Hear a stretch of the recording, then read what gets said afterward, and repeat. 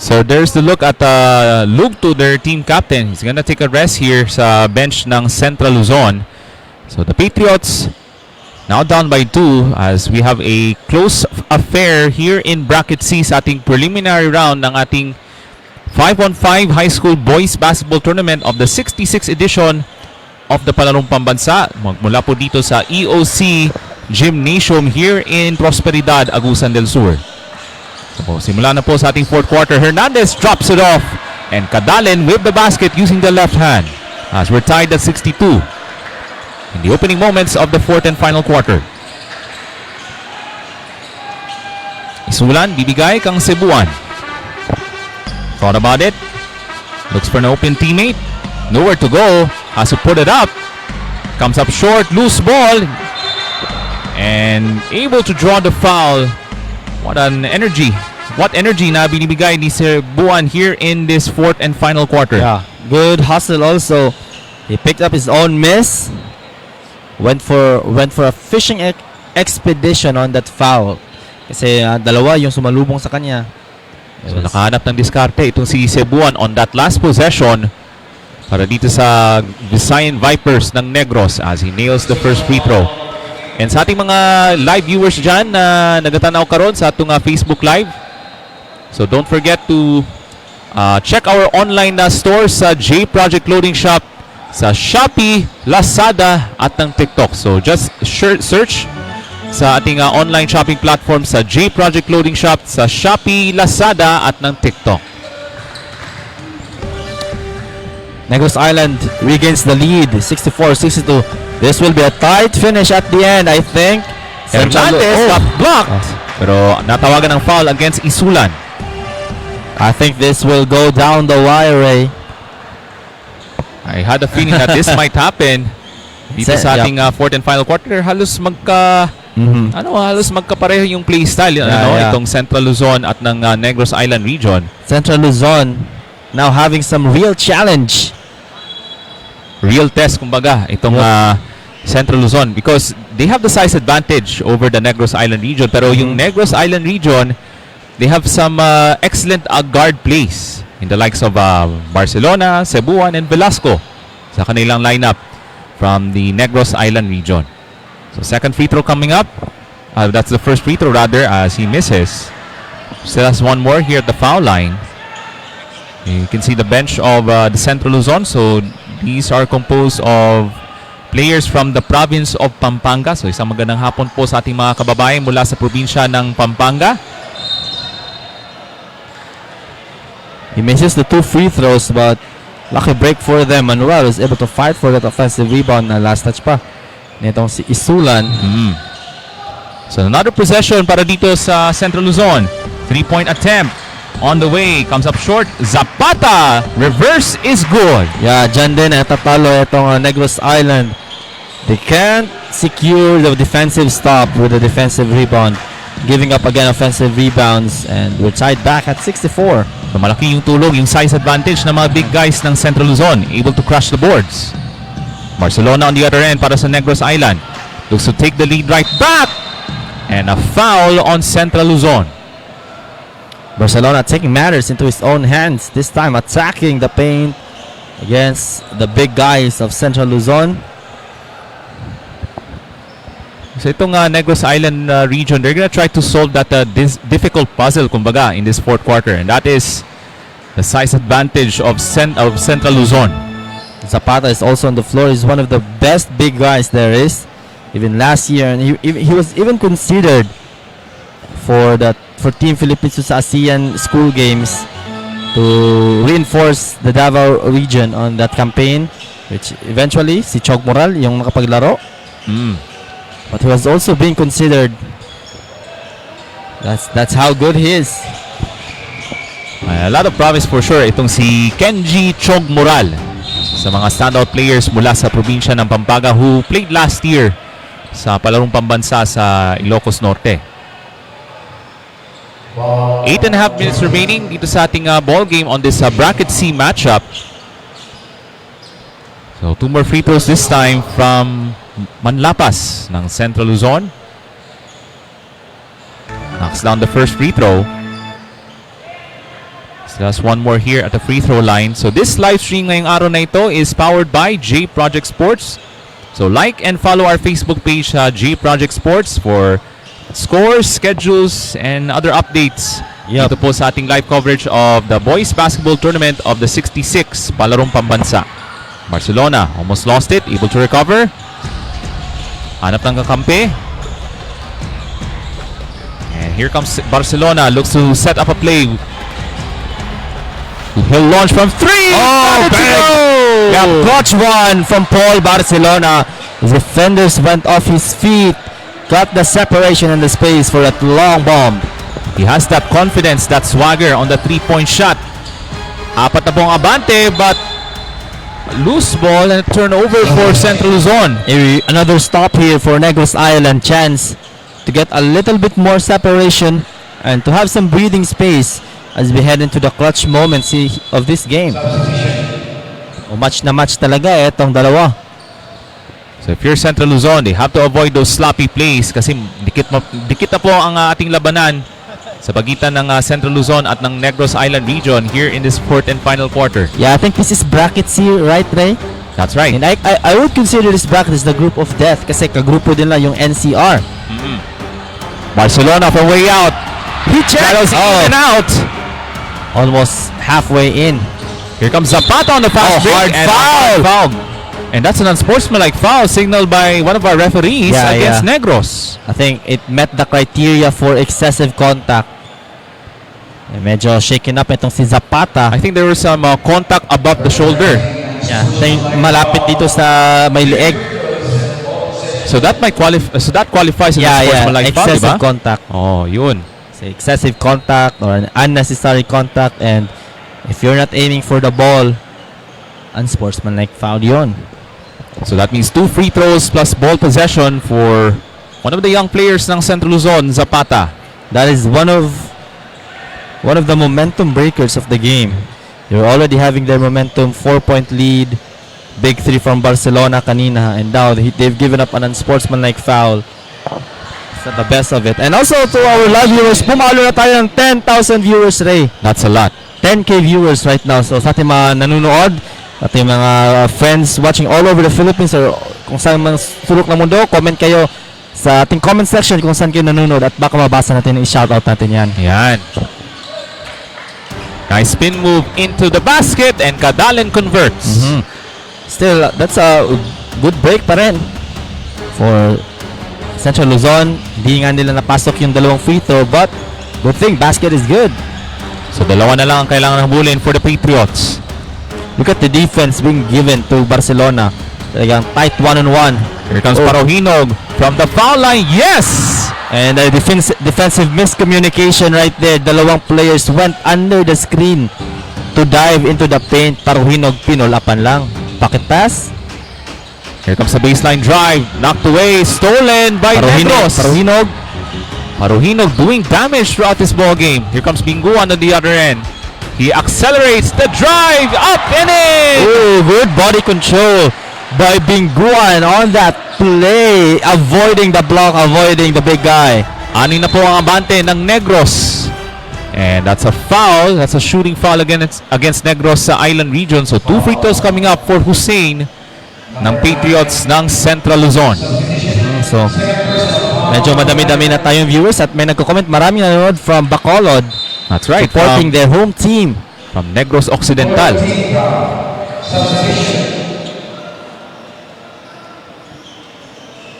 So we might have a tight race to the finish line here in this bracket C matchup. So 2 free throws coming up for Hussein ng Region 3 Central Luzon. But right now, it's Negros Island with a little bit of a separation. So that's 3 straight misses from the free throw line for Central Luzon. That's not the best to do it, but they want to go bounce back on that. So gusto niya ma-break itong cold streak from the free throw line. Hussein gets it to fall on his second attempt. 73-68 para dito sa Negros Island region. 6.5 minutes to go. Plenty of basketball remaining dito sa Prosperidad. Gerardo, ibigay ka Parohino. Hit that last basket. Oh, he turns it over. Pickpocketed right in front of him. Hernandez. Oh! from Sonja. Good denial, and that was the big guy trailing, full sprint, full head of steam to get a chase down block, and that was good. The best thing about that, walang foul. Great timing on the transition defense from Sonja, able to block that shot.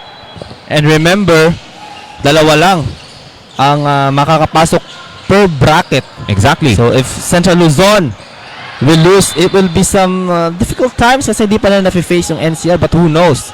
It might be a triple tie on bracket C. And that might end up to yung point system, if I'm not mistaken, if that's the rule. But balik muna tayo sa ating laro. Mamaya natin pag-usapan yan pag may dead ball. Hernandez trying to go the extra pass to Paras. Yeah, he was trying And to that's go, a big turnover. He was trying to go for that lob pass, but I think the lob pass was a bit short.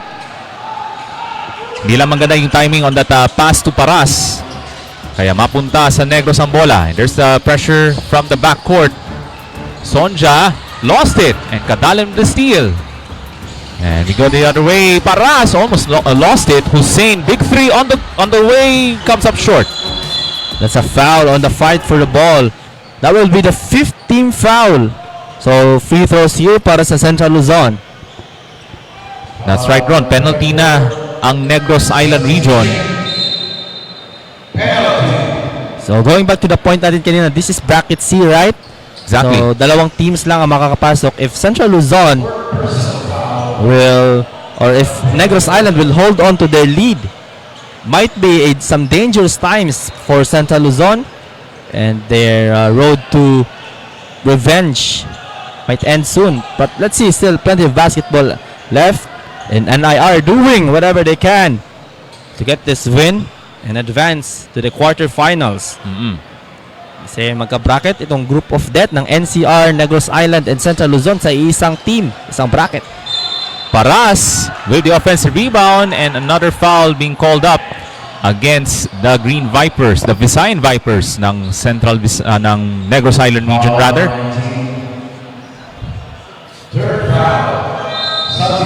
So another free throw here. Ito yung naging problema ng Negros Island. And look at that, another isang big guy, isang big man pinapasok nila. Sonja magpapahinga muna kasi kailangan they need to get rebounds. They're getting stops, but they're not getting those rebounds. So first free throw is good para kang Paras ng Central Luzon. Still a two-possession game, but he can convert on his second free throw to cut the deficit to a single possession game, but this time he misses. And again, I think last touch ng Negros, those kinds of breakdowns, not getting the rebounds, hurt para dito sa Vipers, the Visayan Vipers. Negros. Another possession for Central Luzon. 14 to shoot. Hussein thought about it, almost broken up, gets it right back. Launches from inside the foul line, loose ball, good hustle. Yeah, kanila pa rin. 4 straight possessions. Central Luzon taking care of the ball. Hernandez launches. Tough shot. Oh, look at that rebound from Parahinog. So Parohinog will take it across para dito sa Negros Island region. Parohinog accelerating, misses the layup. He gets it right back, bro. Loose ball, puts it up, he misses. Oh, what a wild scramble dito sa EOC Gymnasium. And may tama, tinamaan nata sa bibig. I think that's Paras who got hit in the mouth on that wild sequence on the side ng Negros Island region. He got shaken up there. He's gonna take his breath on the side ng Team Central Luzon. So we're now at the halfway point of this fourth and final quarter. 73-69 na ating dalaan for the Negros Island region. We have a timeout on the floor. So we're now at the halfway point of this fourth and final quarter. The Visayan Vipers ng Negros Island region. So, madami nagtatanong sa comment section rin, ano nga ba daw ang next game? Ang dami na nakikita ko.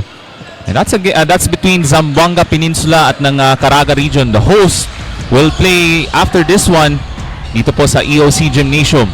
Kadalin, quick release. Yes, sir! That's a big basket from Kadalin ng Central Luzon. Bank is open on the afternoon. Uses the glass for that one. So dalawa na lang kailangan habulin ng Negros Island region.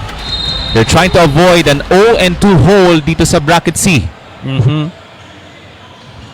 So that is the goal in mind for the green shirts ng Negros Island Region, Ron, dito sa ating fourth quarter. Yep, they wanna avoid that 0-2 and make that. Kasi kung mag 0-2 in case ang Negros Island Region, they might have a mahirapan difficult path to Yeah. advance to the quarterfinals. Might be virtually impossible for them to advance. Kasi nakadalawa ng NCR at if CLRAA wins this, makakadalawa na din sila. Now into the hands of Barcelona. Launches. Misses the jumper. Loose ball mapunta sa Team Central Luzon. Oh, that was taken away. And here comes That's another a pass foul. break. Okay, that's right. Pero, teka lang. Penalty. Yan, Yeah, penalty na ang Central Luzon. They will not give the advantage foul. Kasi yung mga duty foul or transition take foul. Kasi may nauna na din. But, of course, may isa ding nakahabol dun sa Central Luzon to avoid that advantage foul. So, this will just be 2 free throws. So, Jerry Binguan will be tested at the 15-foot line. So, these are big free throws here in the fourth. But he misses the first free throw. So, madami nagtatanong kailan daw ang laro ng the Davao Region. So, the Davao Region game will be after the game after this. So, may isang laro pa after nito and then after that, yung Davao Region na. So, just standby lang po tayo sa ating live stream. So, just follow and like our Facebook page sa J Project Sports. And this time around, Jerry Binguan goes 1 for 2 at the free throw line with 4.5 minutes to go in the fourth quarter. 1 possession lead for the Visayan Vipers ng Negros Island Region. So, a 3-point lead, 1 possession game. Central Luzon, this is a carjack game. Hussein, lost lost it. But nadulas ata. Crucial turnover for Hussein ng Central Luzon. And for Negros, they're trying to capitalize on this possession. And you can see the pressure at the backcourt run from Central Luzon. Paruhinog gets it over to Barcelona. Now tightly guarded by Hussein. Barcelona now goes to work. Bibigay ng pick si Malen. Barcelona in trouble. Down to 8 on the shot clock. Malen na the penetration. Gives it up. Shot is missed. Follow-up is good. Big basket from Big Isulan. basket. It was a good putback. Good follow-up by Isula, not giving up on the play. Extends the lead back to 5. Lugto looking for the answer para dito sa Central Luzon.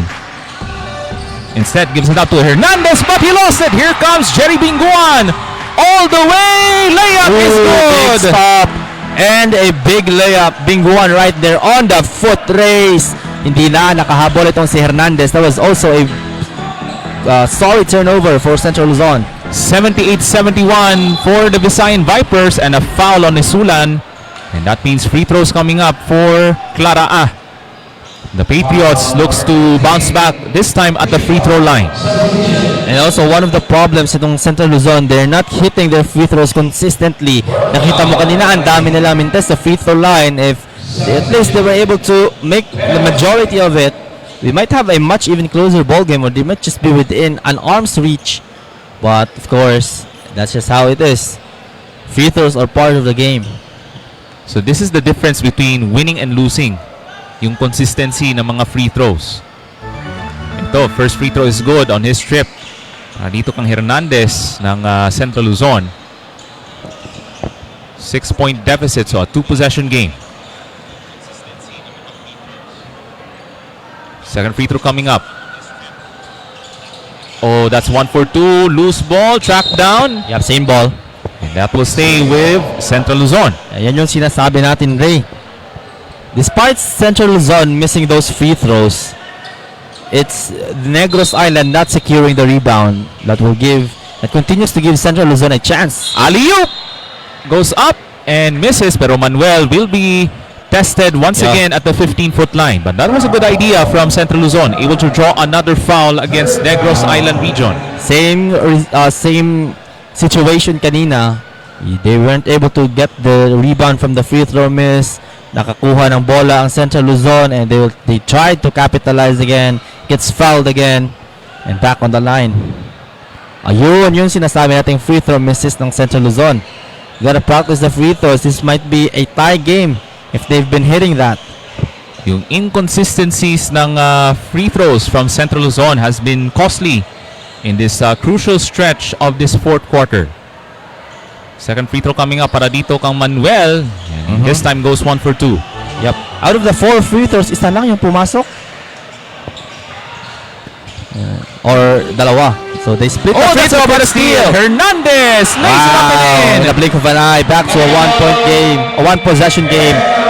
Tatawag 78 to 75 at tatawag ng quick timeout ang Visayan Vipers ng Negros Island Region. 3:07 to go in this fourth and final quarter.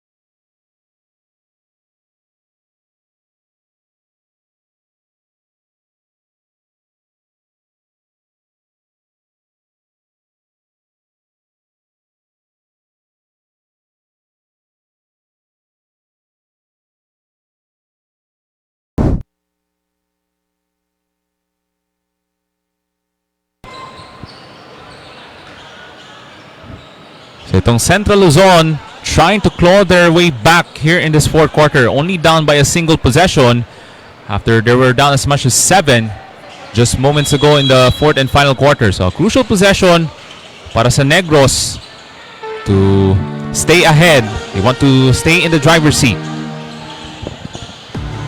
Malen. Lower to goal, looking for an open teammate. Bibigay kang Jerry Pinguan. Look at the denial na binibigay ng Central Luzon kay Barcelona. Everyone is being guarded moderately, but the tight defense of Barcelona hindi pinapahawak ng bola. Ball knocked loose, last touch by Zapata with 3 on the shot clock. Ayun. So a quick catch and shoot situation if you're the Negros Island region. So you have to make a quick shot on this possession. Parohinog will trigger in. They're looking for an open teammate. And he passed the wrong man. And here comes Lupto on the fast break. Bullet pass, Hernandez. May sabit. And a foul on Parohinog. Parohinog. Sumabit yung kamay, yung isang kamay.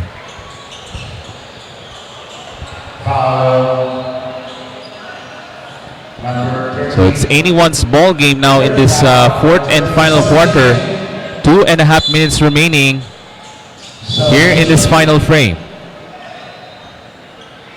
Who will take this crucial win between Negros Island Region at ng Region 3, that's Central Luzon? And for Negros Island Region, they want to avoid that 0-2 record, or else they're gonna have a difficult road ahead sa preliminary round. While for Central Luzon, they want to stay on top of the standings alongside NCR.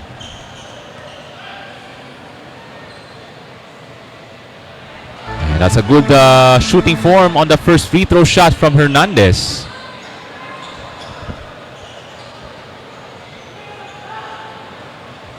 So next game, dami nagko-comment kung dami pa nagtatanong kung Davraan na ba, hindi pa po.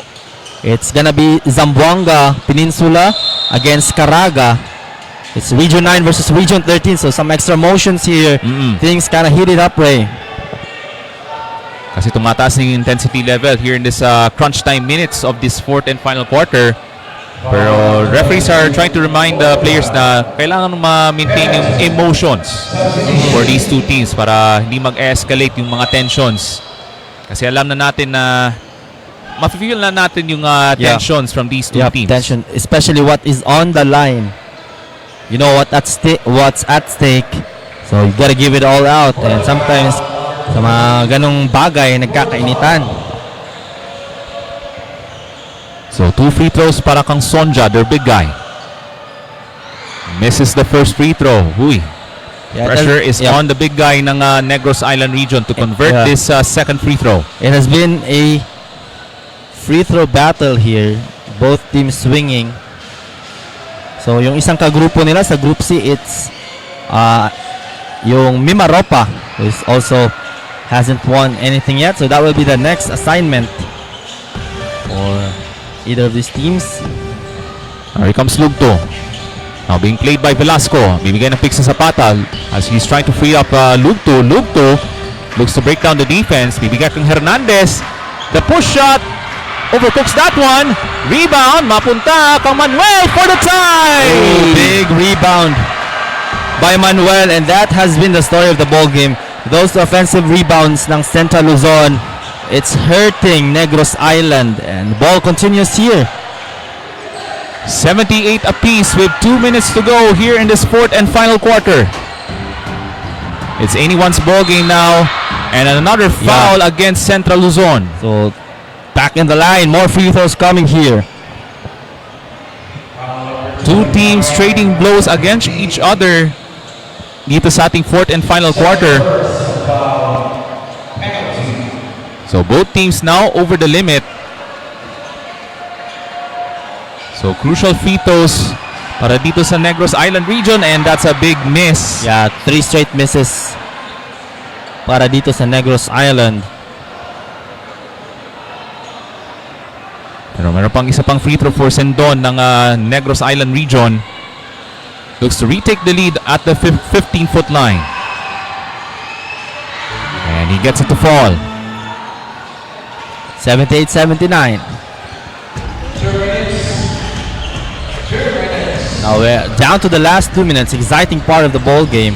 The most exciting part, especially going into the last minute of action, and ganito ka-close. Into the hands of Hernandez. Jumper is up and missed. Loose ball. Mapunta kang loop to. Yes! High looping shot using the glass. And again, what has been the story of this game for Central Luzon? Offensive rebounding. Right position, right place at the right time. At tatawan ng timeout ang Negros Island region. So after this game between Negros Island region at ng Central Luzon, we will have the matchup between Team Caraga region, the host, versus Zamboanga Peninsula. So just that is coming right up after this. Mula po dito sa EOC Gymnasium here in Prosperidad, Agusan del Sur. Just like that, CLRAA now in control with a 1-point lead. Loose ball. Who has it? But they have to take it across the timeline. Almost broken up. And that was broken up by Manlapas. Teka, may konting usapan with the officials from the DepEd Basketball Referees Association. Who has possession here? Oh, And yeah. that's an 8-second violation. That's a big call. They didn't get the ball across with that possession itself. Naitawid nila pero natapik naman, so hindi nagka-possession yung NIR. So here comes Lugto, will be the trigger man here para dito sa Central Luzon, who hit that clutch basket. Kaya napatawag ng timeout ang Negros Island region. Manuel. Now with 9 on the shot clock. For 3 on the way, comes up short. Rebound, mapunta kang Sonja. And a foul on Hernandez. So more free throws here. Sonja will be on the line. This has been a very long game, Ray.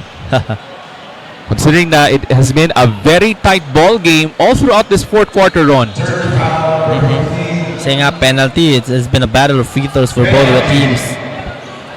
A free throw shooting battle dito sa ating latter stages of the fourth and final quarter, as the Visayan Vipers ng Team Negros wants to avoid an 0-2 record sa kanilang bracket, while for Central Luzon, they want to stay undefeated sa kanilang kampanya. Another missed free throw from the big man. Sonja has to take this second free throw to tie this game up at the free throw line.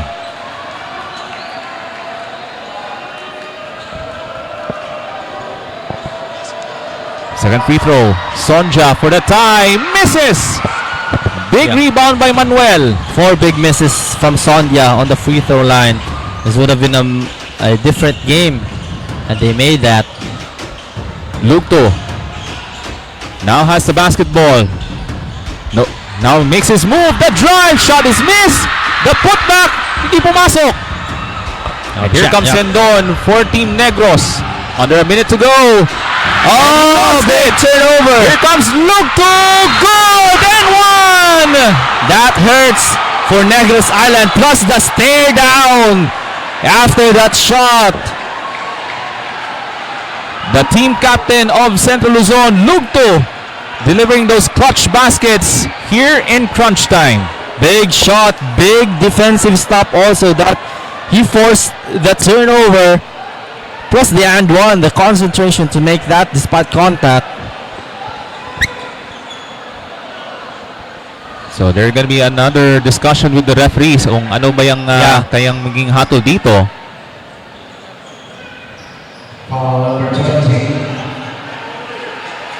The Negros bench is asking for a technical kasi yung second motion when Lugto made that shot, there was a stare down.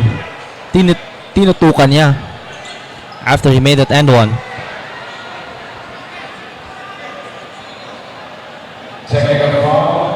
There it goes. So there's a technical foul against Lugto. In this kind of moments, in this kinds of situation, yung grabe ka-clutch yung laro natin, this close, that's the last thing you want, a technical foul. Unnecessary motion from Lugto. And that might, who knows, that might cost them the game. Is even if he makes, if NIR makes his free throw and Lugto makes also his free throw, it's just a 1-point game. It's a one possession game for that matter. If he didn't allow that technical to happen, it would be a 2-possession game, Ray. Some costly error there. Patuloy yung sinabi ko ron, kailangan na ma-maintain yung emotions here in this crucial stretch of the fourth and final quarter. Kasi yung mga free throws will be the difference on who will win or who will lose dito sa ating ball game na ito ngayong hapon. So, still have another stoppage of play. Kasi may mga discussions dito with one of our referees to the coaching staff ng Negros Island region.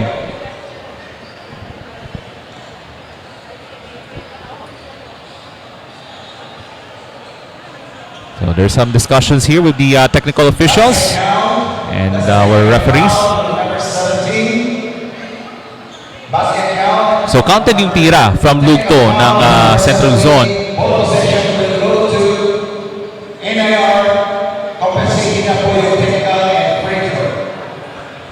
Okay, so there was a technical foul against Lugto ng Central Luzon.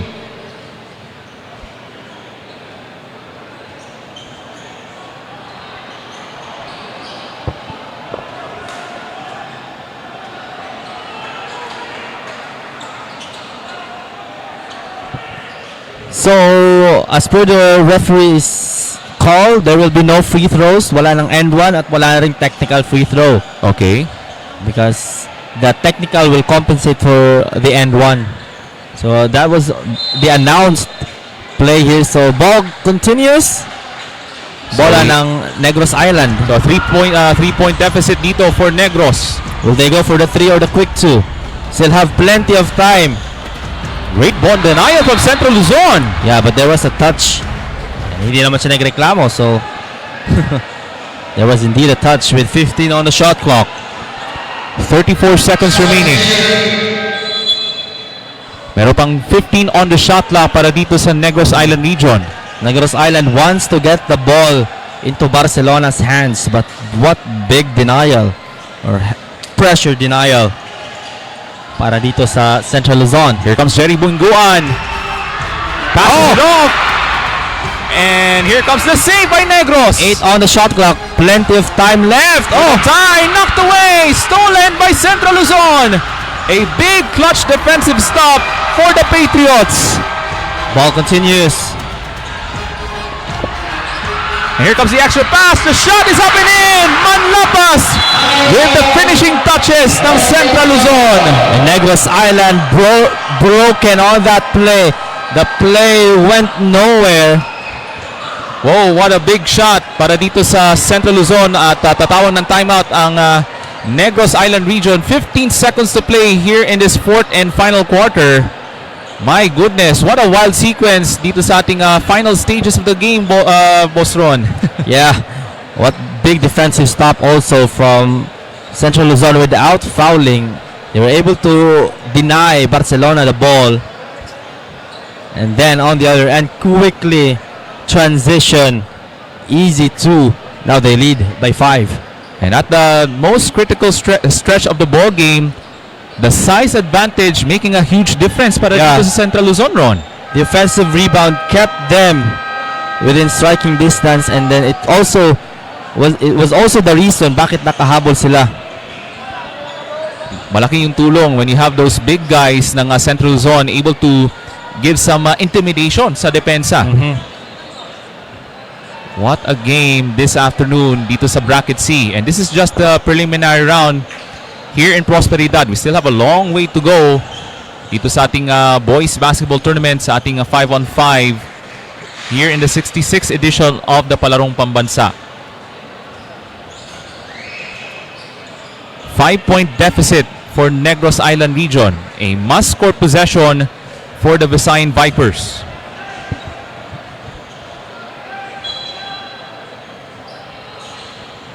So he'll be the go-to guy dito sa ating fourth and final quarter for Team Negros. Here comes Velasco, will trigger in.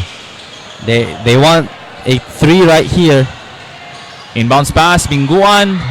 The extra pass, Isulan for 3, way off. Rebound, battle, blocked. Big block, big defensive stop. 6.17 seconds, and CLRAA, I think, will get away with this.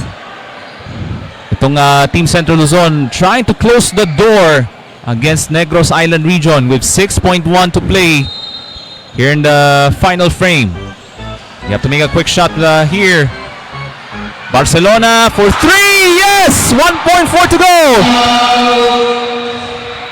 That's a big time 3 from Barcelona. Yeah, kaya ayaw talaga na pahawakin ng bola itong si Barcelona. But the question is the time enough? And that is a big question. Kaya tatawag muna ng timeout ang Central Luzon. 1 and 4/10 seconds remaining here in regulation. Yeah, so scenario here might be that if you're Negros Island, the first option is to trap, get a steal, but 1.47 is just maybe not enough. It's gonna be tight. And kahit i-foul mo itong Negros Island, itong Central Luzon, I'm sure when they get into the free throw line, they will make the first and they will miss the second. And once again, after this ball game, by the way, Ron, it will be the matchup between the Sharks ng Zamboanga Peninsula versus Team Caragold ng Caraga Region, the host of this year's Palarong Pambansa. So yan yung aabangan natin dito mula po sa Prosperidad, Agusan del Sur. So if you're Negros Island region, they have to make a quick foul. Yeah, if they can get the foul, maybe get a steal or a trap. 1.47 seconds is a very thin margin of time. Napaka liit ng time neto for a good look kasi wala nga sa kanila yung bola, or maybe force a 5 seconds violation. Let's see what's gonna happen here. The margin of error is very thin here. Luke will trigger in, able to find Hernandez. Able to keep the ball away from Negros, and that will do it. What a game it was. Closest game we've ever seen in this tournament. Negros Island looks like they had the chance to win it, but eventually at the end they fell short.